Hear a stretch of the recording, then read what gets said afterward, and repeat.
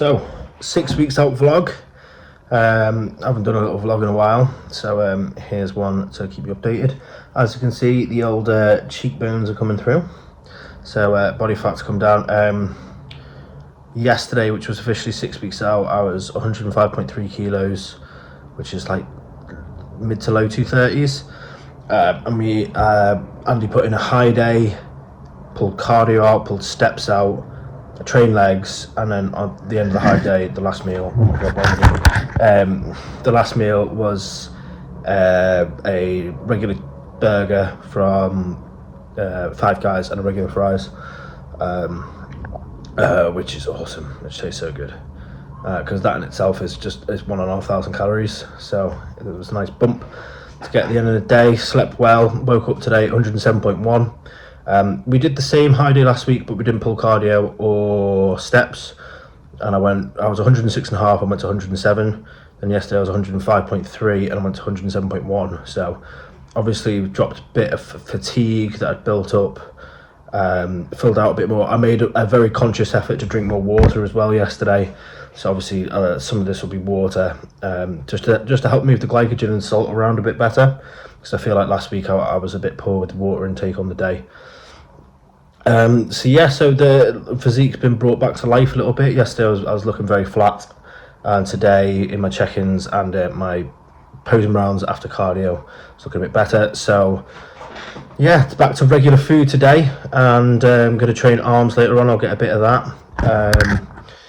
In terms of what's changed in daily routine, not much. 45 minutes cardio a day, 10 by 15 second vacuum holds, 3 hard quarter turn rounds focusing on my waist, 2-minute plank. I've got the hardcore waist trainer now, one of these bad boys. So I was using it like a sweat belt before, so I'll put that on for cardio. And starting from today, I'll go out and do like my first walk of the day, which would be a sort of like 5,500 steps, and I'll put it on for that as well. So that'll take me about 40-50 minutes. So just the amount of time I'm spending wearing the waist trainer is a bit longer, just because my waist is still looking a bit wider than I'd like it to. Obviously it will come down as, you know, I lose body fat and spend longer at a lighter weight and stuff. You know, I noticed that over the last season. I think my first show I did, my waist was 31.25 inches, and it's still, like, you know, quite small and tight, but by the Arnold's it was 29.75, so it dropped an inch and a half in 6 weeks. You know, even though I was already in contest condition, just from spending longer, just being lighter and smaller. I was also 10 pounds lighter at the Arnold as well. I should probably mention that.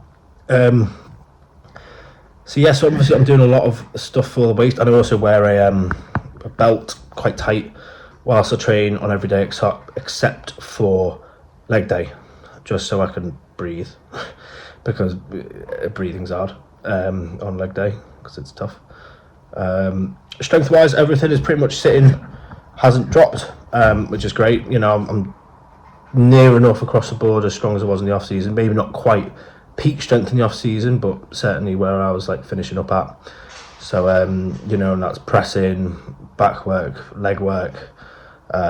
It's good. It's nice to like know the muscles being kept there by the hard training that I've done for the last, you know, 2 years since walking off stage.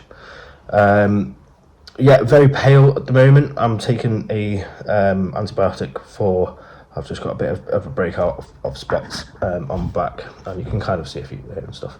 So I'm taking a limecycline at the moment.